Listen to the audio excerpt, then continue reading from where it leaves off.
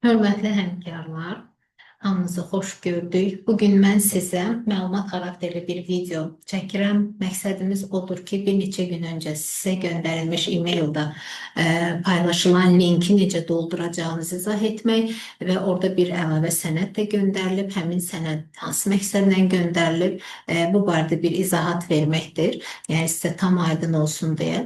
Öncəki görüşlərimizdə, webinarlarımızda biz deyirdik ki, surveillance başlayacaq.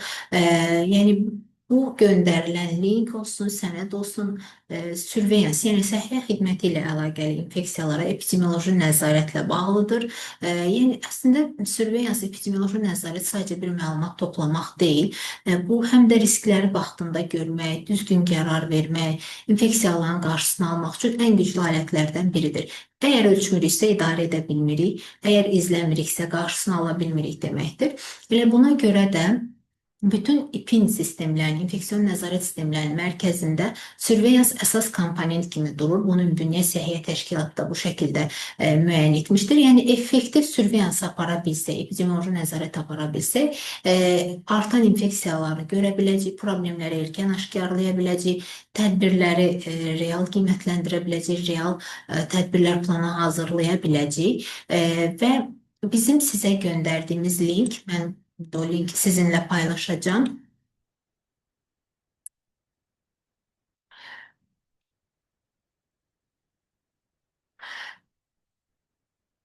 Linkə daxil olarkən e-maildə də göndərmişdik, qrupa da təkrar göndəriləcək. Belə bir form açılacaq sizin önünüzdə. Xəstəxana daxili infeksiyaların müşahidə forması. Ön hissələri rahatdır. Yəni xəstənin adı, soyadı, atasının adı, hansı xəstədir bu? Hansı ki, xəstəxana daxili infeksiya yoluxduğu düşünülən xəstədir. Xəstənin fin kodudur, təvəllüdüdür. Bu hissələr dediyim kimi rahatdır. Biz hələ ki 4 şöbə seçmişik. Reanimasiya və intensiv terapiya, ginekologiya, neonatologiya, cərrahiyyə, infeksiyanın aşkarlanma tarixi, əsas diaqnoz nədir, müalicə həkimi kim olub, yəni siz deyil də bu takibi cərrah tərəfindən alınıbsa xəstəxanaya o müalicə həkiminin adı qeyd olunmalıdır. Xəstəyə aid məlumatlar, bu məlumatlar, yəni infeksiyon baxımından riskli məlumatlar olduğu üçün öz əksini tapmalıdır. Burada bir digər punkt da var, yəni bunların heç biri yox, amma başqa bir məlumat varsa, düşünürsünüzsə ki, infeksiya yoluxması baxımından risklidir, önəmlidir ümumiyyətlə, digəri seçərsiniz. Travma tutaq ki, eyni vaxtda bir neçəsində bunların hamısını seçə bilirsiniz. Yəni bunu da göstərmək istəyirəm. İnfeksiyanın növü ən önəmli hissələrdən biri budur. Digər sizə ki sənəd göndərmişik. Bu terminlərin nə olduğunu o sənəd sizə izah eləyir. Biz bunu niyə yaratdıq? Ümumdünya Səhiyyə Təşkilatının belə bir sənədi var. Surveillance əl kitabı. Burada məhdud resurslu xəstəxanalar üçün, yəni bizim kimi deyək ki, bəzi mikrobioloji laboratoriya yoxdur, bəzi xəstəxanalarda hər hansısa bir diaqnostik metodları yoxdur. O kimi xəstəxanalar üçün Ümumdünya Səhiyyə Təşkilatının belə çox gözəl bir əl kitabı var. Biz o kitabdan sizə rahat olsun deyə kiçik bir hissəsini seçib tərcümə etdik və orada çox gözəl kateqoriyalara ayrılır. Xəstəxana daxili infeksiyalar, A yazılanlar təsdiqlənmiş, B yazılanlar şübhəli, klinik və D yazılanlar həkim tərəfindən təsdiqlənmişdir. Adətən xəstəxana daxili infeksiyalar haqqında bu məlumatları İPIN tibb bacısı şöbələri gəzib toplayır, amma sonda bu diaqnozları həkim qoymalıdır. Bu məhdud resurslara malik şəraitdə infeksiyalar üzrə hal təriflərini sizə geniş göstərmişik. Qan dövranı infeksiyası. Bu haqda qısa məlumat vermişik. Təsdiqlənmiş qan dövranı infeksiyası, yəni o bayaqki linkdə QDIA1 nədir, QDIA2 nədir, B olanlar nədir, deyək ki, şmosilər nədir, hamısını burada ətraflı izahı verilir. Məsələn, temperaturun 38 dərəcədən çox olması, titrətmə və ya hipotoniya və deyil və yadır. Yəni fikir verdinizsə və buradadır. Yəni əlavə olaraq da və infeksiyaya yönəlmiş müalicə başlanılıb. Bu kimi məlumatları oxuyaraq eyni zamanda sidik yolu infeksiyası, A-sı var, B-si var, C-si var. Kateterlə əlaqəli sidik yolu infeksiyası var. Deyir ki, həm ya A-nın, ya B-nin, ya C-nin meyarlarına uyğundur və yəni üstə də gəl xəstədə təsdiqlənmiş sidik yolu infeksiyası tərifinin hər hansı komponentinin ilk müşahidə edilməsindən 2 gün və ya daha əvvəl sidik yollarında yerləşdirilmiş daimi sidik kateterinin olması var.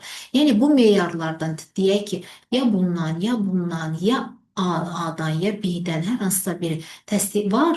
düşünülür. Üstə də gəl kateter qoyulub 2 gün əvvəldən. Bu deməkdir ki, kateterlə əlaqəli sidik yolu infeksiyasıdır. Cərrahi sahə infeksiyası da o cürdür. Qısa məlumat veririk. A-sı var. Burada hətta onların infeksiyanın dərinliyinə görə də içində izahını vermişik. B-si var, C-si var, D-si var cərrahi sahə infeksiyalarında.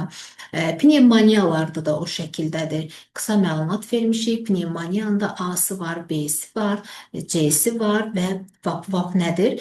Deyir ki, A-ya, B-yə, C-yə aid meyarlar uyğun olmalıdır və yəni əlavə olaraq 2 gün öncədən mexaniki ventilyasiya və intubasiya aparılmış olmalıdır ki, biz buna ventilyasiya əlaqəli pnevmoniya deyə bilək. Yəni, burada məqsədimiz nədir? Yenə də təkrarlayıram. Bütün müəssisələr klinik pnevmoniya PNMC diaqnozunu eyni cür qoysun. Yəni siz bu linki doldurarkən ola bilər ki, bu linki heç aylarla doldurmaya da bilərsiniz. Xəstəxananızda heç bir bunlara aid bir göstərici yoxdur. Temperaturu yoxdur xəstənin, xəstəxana daxili infeksiya düşünülür. Bu doldurulmaya da bilər. Amma varsa artıq tibb başçısı gəlir həkimə məlumat verir ki, filan şöbədə, filan xəstədə temperatur var, sidiyində bu var, filan mikrobioloji laboratoriyanın cavabı belə gəlir. Həkim ondan sonra açır, baxır ki, o bu terminlərdən hansına uyğundur, doldurur.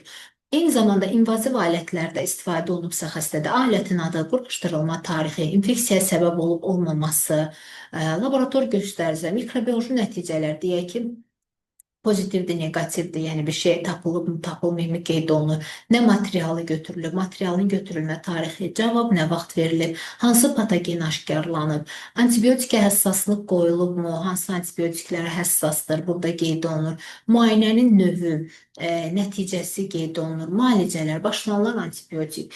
Antibiotik qismində mütləq tərkibini yazın. Yəni, burada tutaq ki, Cipro deyil də Ciprofloxacin yazın. 250-likmi, 500-lükmü onu qeyd edin. Levofloxacin isə tərkibini onu yazın. Vena daxili formasıdsa IV forma yazın, IV. Kapsuladsa kapsula yazın. Tabletka forması da siropdur. Necədirsə onu burada qeyd edin. Müalicə müddətini qeyd edin, nəticə, xəstə sağaldı mı, müalicəsi davam edirmi, ölümlə nəticələndi mi, qeyd edin. İnfeksiyon nəzarət tədbirləri görüldü mü, bəli, xeyr deyə işarələyin. İzolyasiya tətbiq edilmi, bəli, xeyr deyə. İPin üzrə məsul şəxs bu sənədi dolduran, buna cavabdeh, bu sənədə cavabdehlik daşıyan şəxs kimdirsə, onun adı, soyadı, əlaqə nömrəsi, müəssisənin tam adı qeyd olunur və burada qeydlər öz əksini tapmalıdır. Biz bu sənədi sizə Ümumdünya Səhiyyə Təşkilatında bu sənədini göndərərik, ingilis dilindədir, bəlkə kiməsə lazım olar, istəyər ətraflı baxmağa, amma bilin ki, biz oradan sizə bu linki doldurmanız üçün lazım olan bütün məlumatları toplayıb, tərcümə edib sizə göndəririk. Ola bilər ki, tərcümə ilə bağlı hər hansısa bir təklifiniz ola bilər, hansısa termin düzgün anlaşılmır, bizə müraciət edə bilərsiniz, biz sizə onun izahını verə bilərik.